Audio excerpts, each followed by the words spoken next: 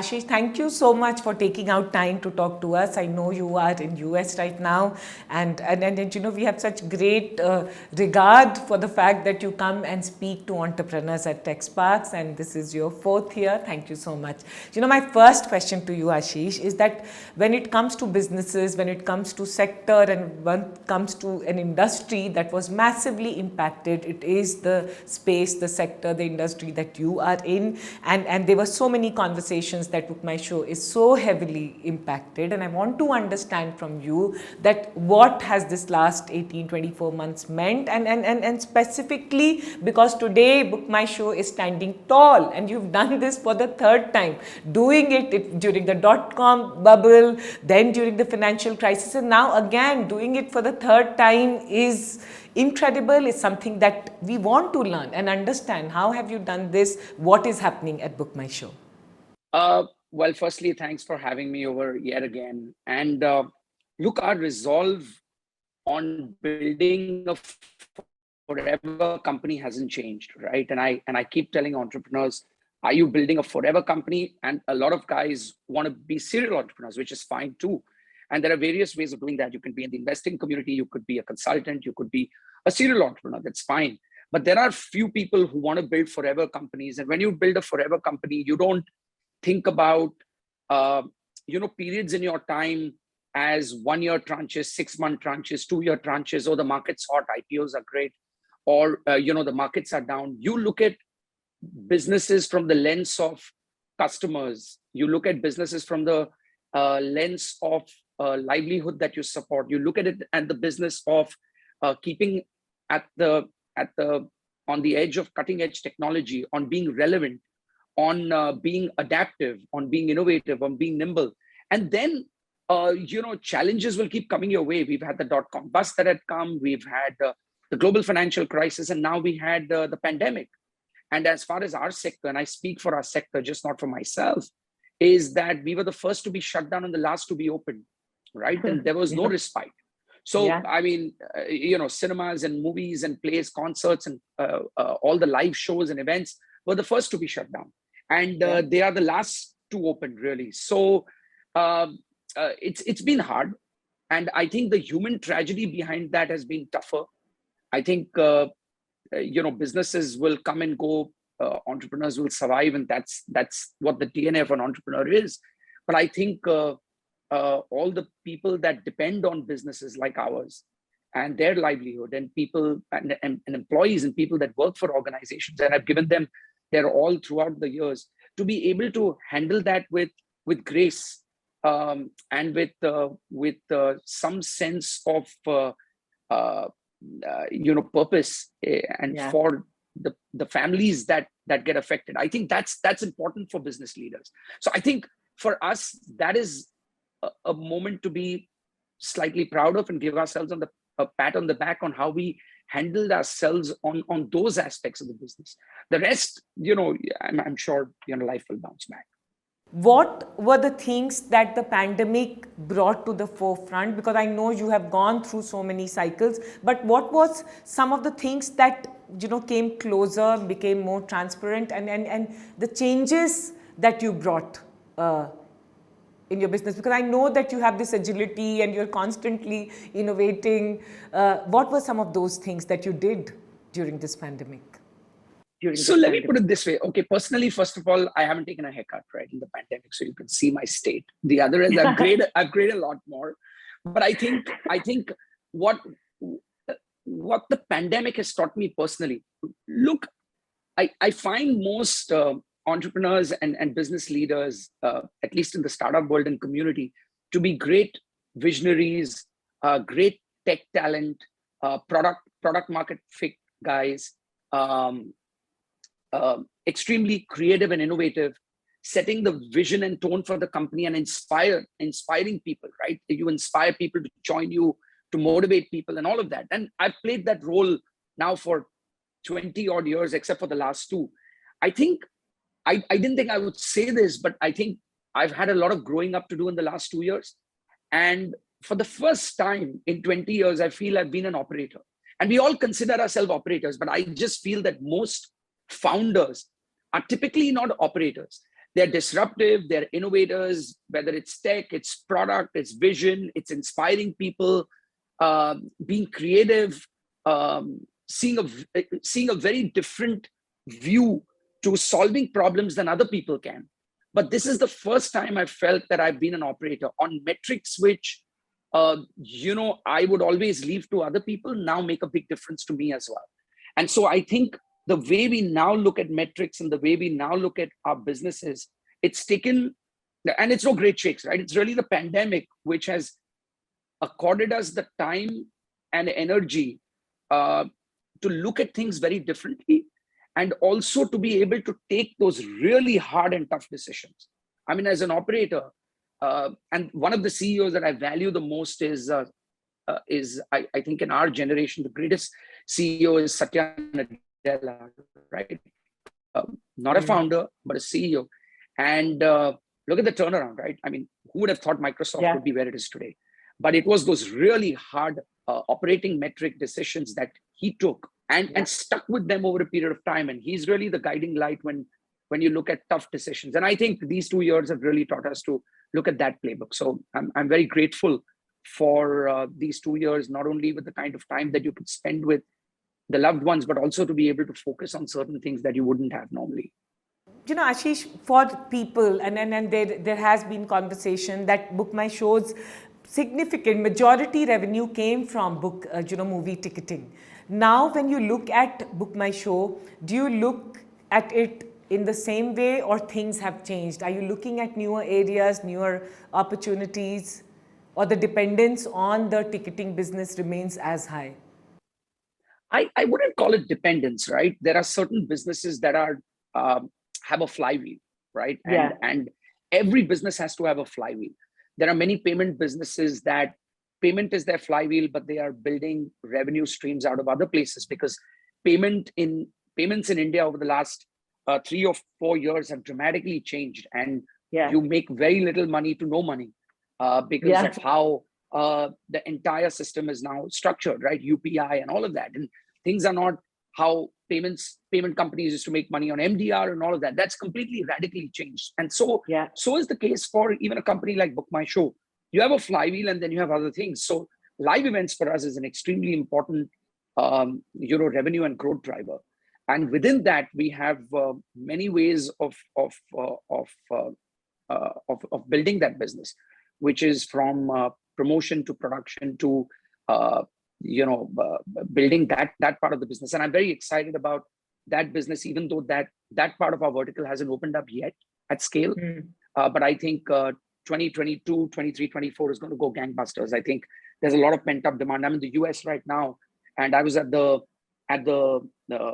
Lakers and Warriors game last night. I mean, if I show you pictures, just incredibly crazy. In Chicago at the Bears game where I was, it was just completely crazy. So you could see trends that are coming our way. And so 22 onwards, that's going to be a big part of our vertical.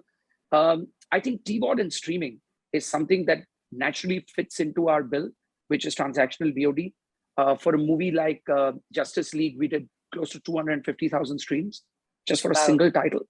And again, it's piping that customer base through BookMyShow, which is this customer base that we have, which is loyal, sticky, payment details, all their details, their movie preferences, we know what it is.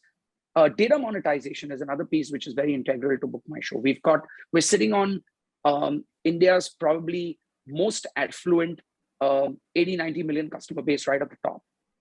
And they are repetitive customers, they are loyal, they come back to us again and again, and we are so fortunate to have those customers. And so there's a lot more that we can do and offer to those customers. So I think those are the kind of things that we are focused on right now, to just be in the entertainment lifestyle sort of space where there is real revenue, and it quickly gives you revenue based on the pipe of customers that you have, a delta on the technology that you can build around it, and then just be right with your customers. Don't force fit things that actually don't work because there's a market trend and somebody is going to give you valuation on the basis of that, or it's a great IPO story. I think you cannot build forever businesses out of that. I mean, you can make an ullu out of somebody great for a short period of time, but not all the time. though you have the first mover advantage in the category, in the space that you are, and in fact you built a digital before digital India was, as common phenomena as we see today. I want to ask you, one of the things that one has to credit you with is that you built a phenomenal brand. Today, BookMyShow stands for something, and as you said, that we all have been a repeat customer. We all know that the de facto place, a de facto brand to go to is BookMyShow. Ashish, I want to ask you, how does a brand which becomes a part of people's life and people trust, because a lot of people are trying to get in the space, but you continue to stand out. How do you do that? So I'll try and answer your question in two parts, because I found two questions in that one question. One is on when we built a business, which was when nobody was around and you had the first mover advantage. I actually have a contrarian view of that, right?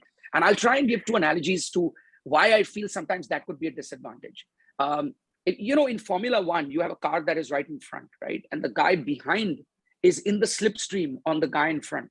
He's actually using 15% or 20% less resources while he's in the guy's slipstream at the back. And so he can tailgate him to as long as he wants till he sees an empty road, and he can overtake him by pumping the axle, by using that 20%, saving on energy that he had by being in the slipstream, and then overtake the guy. So being behind actually sometimes is more advantageous than being the first mover.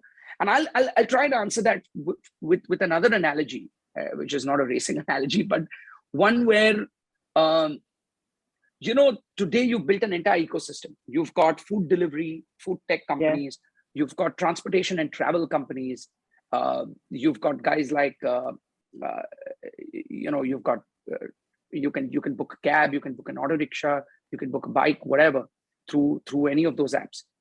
And then comes along a delivery company, which does door-to-door delivery within 20 minutes and 30 minutes, right?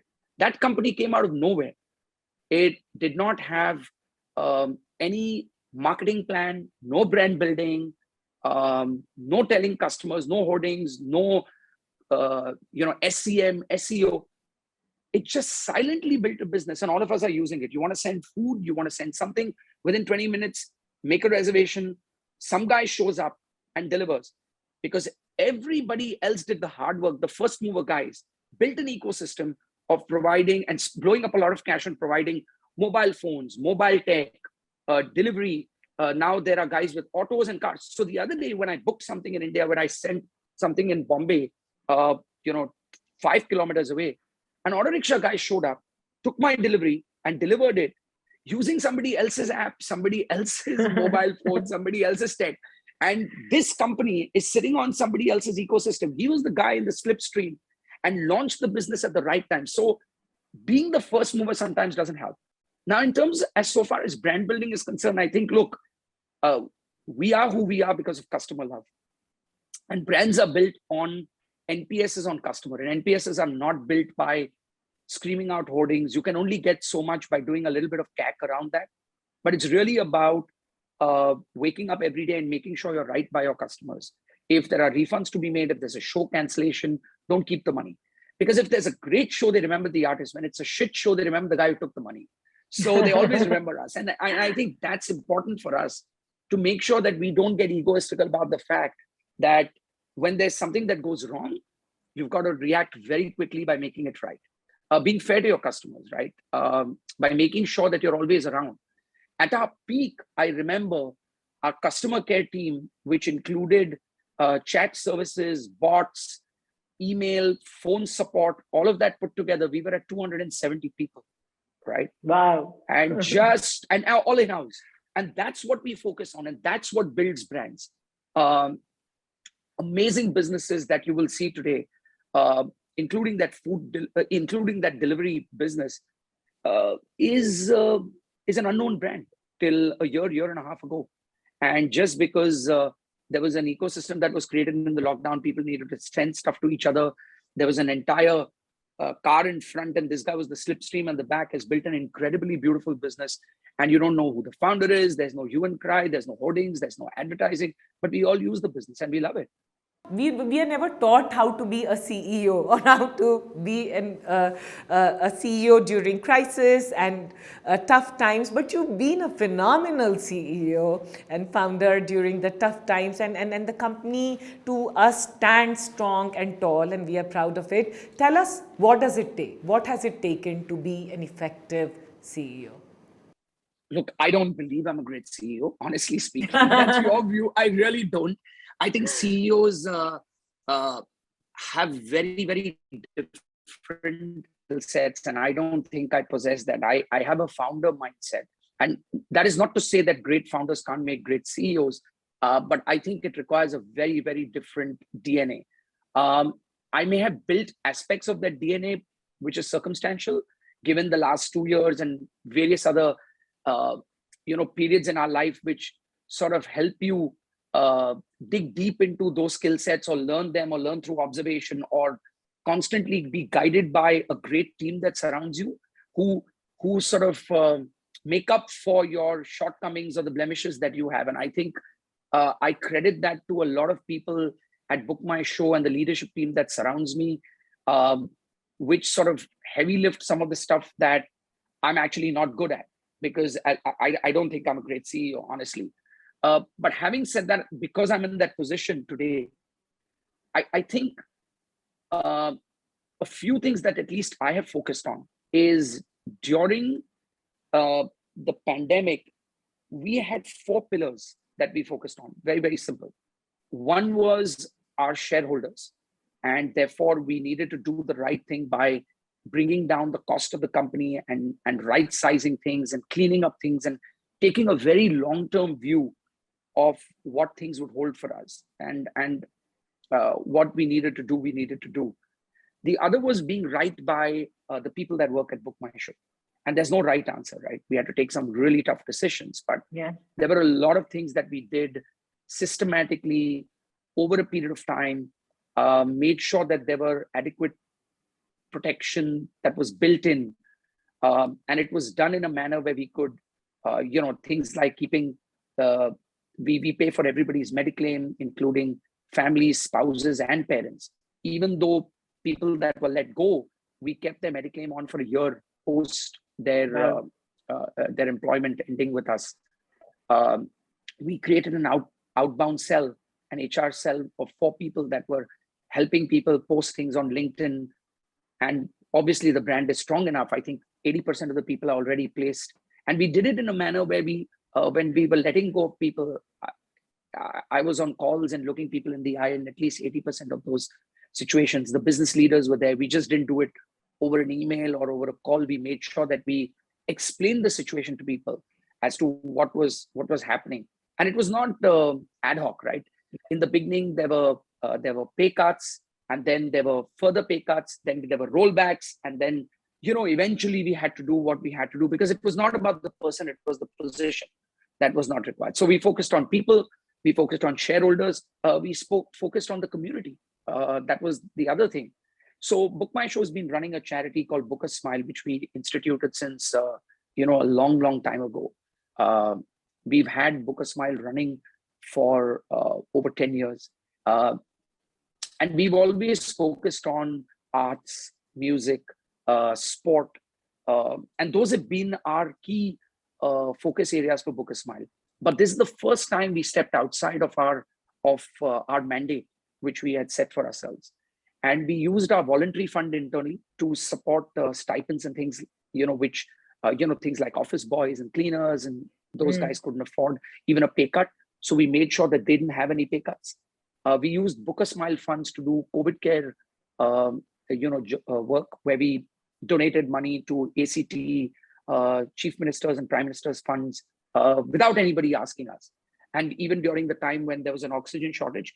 And then right in the beginning of the pandemic, just for our community, around our community, 7 staff members in the office, which included cooks and office boys, stayed in the office for 3.5 months. They didn't leave the office, and they cooked meals, which was 1,000 meals a day, which we served to the local police, beats, the local BMC beats around our office, as well as the general hospital, which was Cooper Hospital, which is a government hospital. And we served 1,000 breakfasts every day to make sure the graveyard shift, once they finish, that they had a fresh hot meal coming from our office.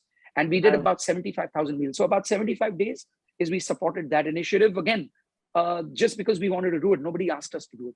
So that was the third pillar. And the fourth is focusing on the business itself. So we did a few pivots. We launched T-Board. We launched online streaming for movies and plays and concerts, helped advance money to certain artists to help by onboarding them on how to get digitally savvy and put their events and shows online. Obviously, we right-sized the business, rejigged our cap table on things that we needed to do on some of the investments that we had. Like we have a company called Townscript, which is now rechristened Town Hall. We've redone the cap table. We've worked on our Singapore, Southeast Asia venture, where we have a enterprise SaaS solution called Big Ticks. So, and we've had some great wins in this last 18 months. To give you some great news is that Gardens by the Bay, which is one of the top 3 attractions in the world, now runs on the Big Ticks platform, the enterprise SaaS. So we've done some really, really hard work on the business, on the community, on employees, and then shareholders. So I guess those 4 pillars we continue to focus on over the last 2 years. And again, this is for all the entrepreneurs. Fatigue sets in, sometimes stress sets in, sometimes dejection sets in. How do you remain you? Is it like some special kind of a DNA, or is there something special you do? Like asterisks and obliques. Maybe my mother dropped me in a golden and magic portion when I was young. I don't know the answer. Coffee certainly helps. Surrounding yourself with phenomenal people definitely helps, right? And everybody has down days, and people deal with those down days in different ways. Some go and work out, some go for a run, some hit the bottle, maybe have a couple of tequilas. I don't know what floats your boat, but I guess just having surrounding yourself with really incredible people that when you are down, they lift you up, and when they are down, you lift them up. And I think that's what great teamwork is all about. I don't know if you've seen this Apple TV Plus series called Ted Lasso, right? It's a great series. If you haven't seen it, I would highly recommend it. There are so many lessons to learn from the coaching staff, the coaching team. There's this American baseball coach who's set in England with very different cultural nuances. There are new curveballs being thrown every day. Building a ragtag team of a Richmond club to getting into one of the major leagues. And there are so many lessons. It's a very light series, and I would definitely recommend it. People recommend books. I would recommend this for entrepreneurs to see how great teams are built. And there are so many challenges and down days for people, including the coach who's their de facto CEO. The founder is the owner, but how the camaraderie between them, how it's a family run sort of business, and you slowly chip away and build. So I guess there is no straight answer. I exercise. I try and keep fit. Focus on the right diet as well. Surround yourself with a phenomenal team. Be focused on what you're building in the business. Don't get swayed by the noise. There is signal and noise in the market. Focus on the signal. Don't focus on the noise. And I think just be true to yourself. And at the end of the day, if you're true to yourself, Monday mornings are as exciting as Friday evenings. I always say that. For me, Sunday evenings, I don't get depressed. I'm raring to go on a Monday morning, but Friday evenings, I'm looking forward to doing things on the weekend. So have interests outside of your business, right? Those 2 days, you need to clearly take a break. One of the founders came to me, and he had slept at, I think, 2:33 in Delhi in the night, taken a 5:30, 6 o'clock flight, and met me at the yacht club for breakfast. And this is one of the companies that I've invested in. And he came to me and he said, मैंने तो अभी तोड़ दिया है, and I work, बस फोड़ दिया है, sir. I work 18 hours a day and 19 hours a day. देखो, मैंने कल रात सोया ही नहीं, मैं 2 घंटे. I said, listen, that's nothing to be proud of. If you're building a forever company, save and be kind to yourself as much. Only then can you be kind to your employees and your business. And if you're building a forever company, you can't burn out. And I'm saying work hard, be passionate, just handle your time better. Work 8, 10, 12 hours a day, but also do the right things, sleep enough, eat well, do the right things, and encourage people within the company to do that as well. And so for us, we have health parameters in the organization. We make sure that everybody, gets time off. I have never denied leave to anybody in 22 years. I mean, now people talk about flexi timing and flexi this and work from home. We've always encouraged that. But I'm also not a big believer of saying that you can only do work from home. You've got to be able to come into work, to be able to build. A team needs to come together to see the camaraderie, just not be digital ninjas, and really be together and break bread sometimes, have a drink, do the right thing. So I think those are some of the lessons that I've at least been able to imbibe and learn over a period of time. Ashish, now you are a prolific angel investor, if I may say so. And I know that there's so many startups who want you as an investor. I want to understand from you, what has it been investing in companies, and what would you say about the current startup ecosystem? Because, it's phenomenal that we have 65 unicorns, a lot of money, $17 billion has already come in. What do you have to say? Do you think that, because there are two views, that, oh, this is a bubble, or this is like India's time has finally come? What would you say? Look, I don't know. This is all cyclical, but I'm not complaining, and it's made me rich. I can say that. So I'm not complaining. But look, for me, what gets me is, and I'm not being idealistic or giving some bullshit to your audiences. Look, how much money do you need, right? I mean, I honestly don't have any needs. I don't have a watch. I still drive the old car. It doesn't excite me, right? What excites me is to be able to. I learn a lot from the investments that I make. It's the other way around. Obviously, it's symbiotic. I have a lots to contribute and give. And that's why if I can make a difference to a founder who comes to me, and obviously you cut a check, you put your money where your mouth is. And then if you can be helpful as a founder, and look at yourself as a co-founder without meddling in somebody else's business, but be there when they need you, to be able to guide when it's required.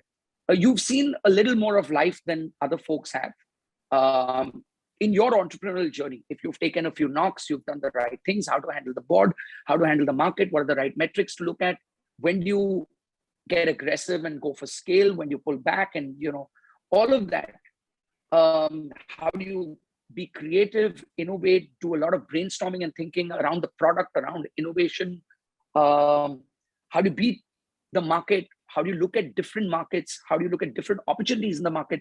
I think those are the kind of things that I get excited about working with founders, and I love working with the founders that I've invested in. I think I have close to about 35 odd companies, and I make sure that I give time. But on the flip side, to be honest, I learn a lot, right? Because there's so much more innovation and new stuff and a new way of thinking that's taking place, which is so disruptive that I'm constantly learning on self-growth and growth for my organization as well, because that keeps you young, it keeps you relevant, and basically you're getting rich by going to university, learning from founders, which are subtly and subliminally actually teaching you. It's the other way around. So it's pretty symbiotic in that sense. As far as the market is concerned, look, it is what it is, right? There are very few opportunities globally. Maybe the US is bouncing back big time. China is in its own sort of spiral. And so a lot of money is coming into India right now, knowing that the consumption story is phenomenal. There's a lot of enterprise SaaS that's coming out of India, which will be globally competitive. There's a lot of innovation that will be required around clean tech, autonomous driving, smart cities, and everything that it's like a big whale with all the krill that goes with it. I think there's a lot of fluff in the market as well. Competitive companies which are saying, if you're doing this, I'll do that. There are 5 guys now doing that, which my senses will eventually become a graveyard for a lot of brands. Some of these that will be gobbled up. But look, it is what it is. And these cycles come every 5-7 years, and then they go away. And each time these cycles come and then the market breaks, it's a new normal, and there's a new step. There are new emerging companies that come out of it. I think I was a part of a bubble in 1999. And then the bubble burst in 2000, 2002 in India. And then we emerged out of it, right? And so my sense is there will be breakthrough companies that will come out of each of these bubbles that will then become forever companies. And so you have to have this fluff in the market and then a break in the market for some of these companies that will emerge out of that break in that market and be able to survive it and then become forever companies. But in this bubble, there'll be a lot of people, whether they are investors, angel investors, other people that will ride the wave and make a ton of money. But it's the founders that really need to introspect on how they view the market. So I think it's different metrics for different people, and all those metrics don't need to be the same. And I think that's where founders need to really put their foot down and say, these are the metrics that work for me, and these are the metrics that work for you. And I think those would be the breakout forever. Yeah, but it's tough. And Ashish, one has to call out that you've done that, right? Like built the company your way, the customer way, and not got swayed either ways, right? With the lows and the ups, and handled it. Because right now, most of the entrepreneurs, and I've written about it, most of the entrepreneurs are also feeling the pinch if you're not in the news, if you're not raising money, right? There, some are raising and that's being talked about, but a lot of founders are not finding the capital. You know, you're talking to me, I'm not saying this because of you. You're always kind to us, and always keep in touch. But I don't think any journalist or anybody has given a shit about us in the last 2 years, right? They don't even call us, right? If they want a negative story, they would call us for a quote, but they really don't care about us, which is okay, because you've got to be comfortable in your skin.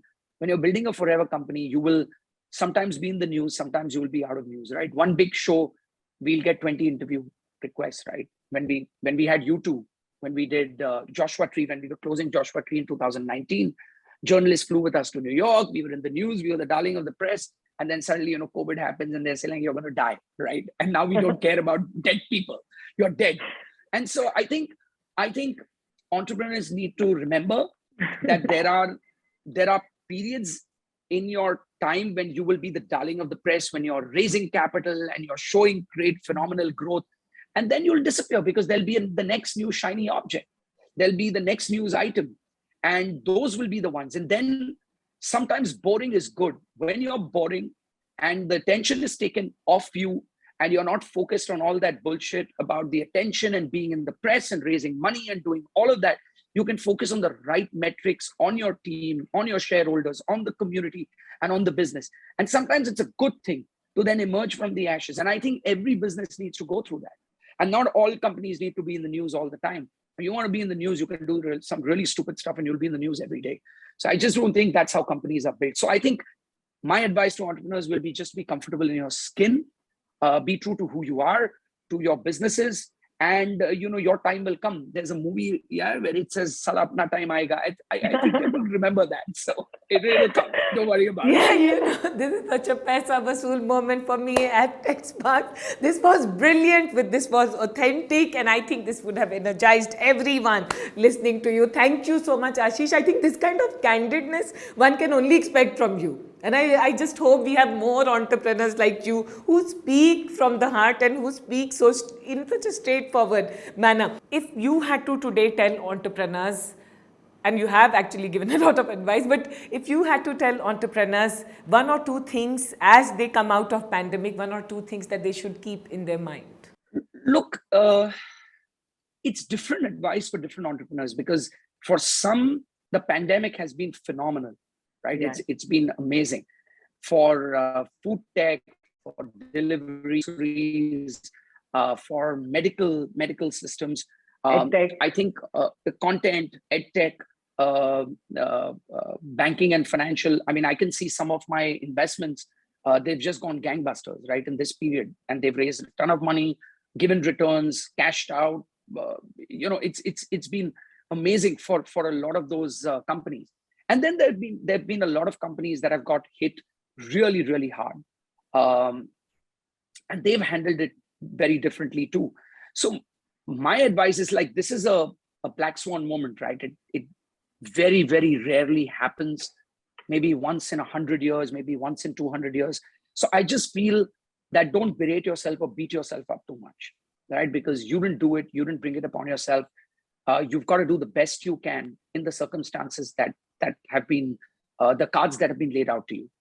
And to the guys that have done really well, I think it's been a golden opportunity for you to get the tailwinds. And I just hope that the guys that had the tailwinds have focused on building new levels of resilience in their business to be able to handle softening of the market, if at all, when it happens. Because what happens is when you're in a euphoric mode, you end up doubling your team size, giving offers to people at 2x, 3x the salary. I think hiring talent has become completely lunatic in Bangalore, in other markets, because I think the average period that a guy stays in a company now is 9 months, 10 months. You get your vesting, you bounce, you look for the next job. And I think that's not how great forever business is, because then you're just hiring mercenaries. So I think it'll be different pieces of advice that don't beat yourself or berate yourself too much, because the market is what it is, the situation. And the guys that have actually been beneficiaries, now that the dust has settled, reevaluate and reassess what you did right, what helped you, and then reassess the market. I think that would be my single-minded approach, and also to focus on building phenomenal teams, right? And a team is not just mercenaries. And there are many businesses that have different culture. Find out the purpose of your business.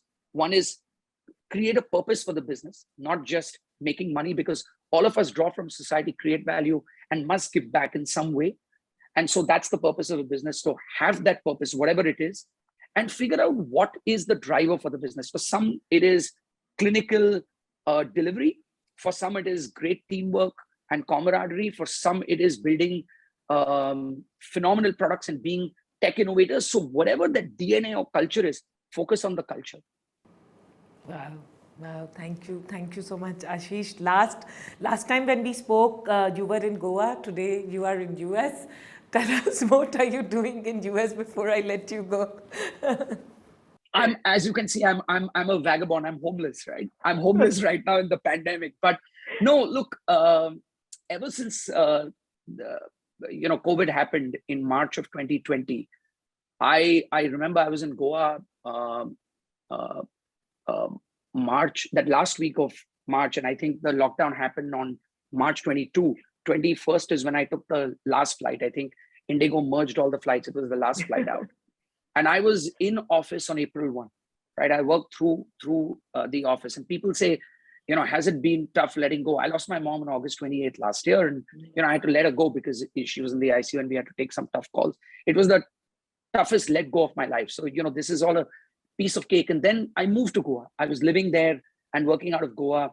I would work from 9 to 2:30. And after 2:30, I would do no Zooms, right? I was surfing.